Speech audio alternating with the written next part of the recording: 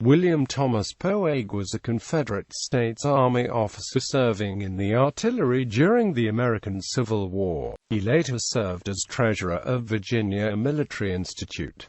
Early life. Born in Rockbridge County, Virginia to John Barclay and Elizabeth Stewart Paxton Poague, Poague attended and graduated from Washington College, where he was a member of the Virginia Beta chapter of Phi Kappa Psi. Poague was practicing law in St. Joseph, Missouri when the Civil War began. Civil War. Poague returned to Virginia and entered the Confederate Army as a second lieutenant in the famous Rockbridge, Virginia artillery. Poague was promoted to be that unit's captain by April 1862. With the battery, Poague fought at the battles of First Manassas, Romney, Kernstown, McDowell, and later with the Army of Northern Virginia in the 7 Days Battles, the Battle of Cedar Mountain, Second Manassas, the Battle of Harper's Ferry, Antietam, and Fredericksburg. Poague was promoted to major on March 2, 1863. He served as an executive officer to David G. McIntosh at the Battle of Chancellorsville, then was given his own battalion upon the formation of the Third Corps. Poague commanded the battalion at Gettysburg, the Battle of Bristoe Station, the Battle of Mine Run, the Wilderness, the Spotsylvania, the North Anna, and Cold Harbor. Poague's best service to the Confederacy probably occurred at the Wilderness.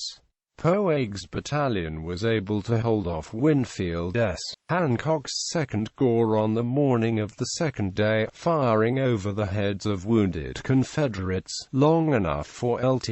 Gen. James Longstreet to arrive and save the day. Lt.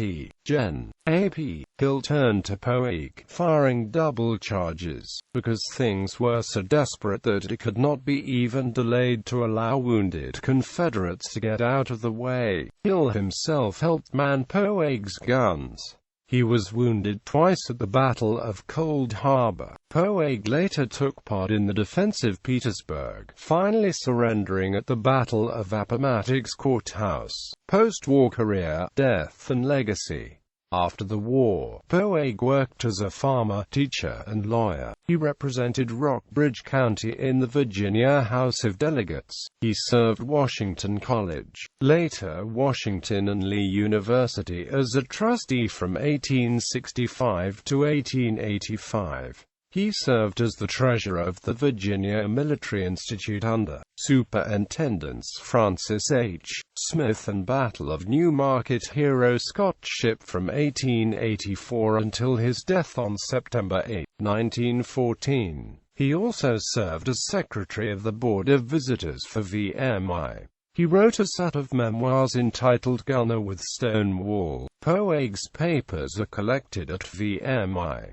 Poague is buried at Stonewall Jackson Cemetery in Lexington, Virginia.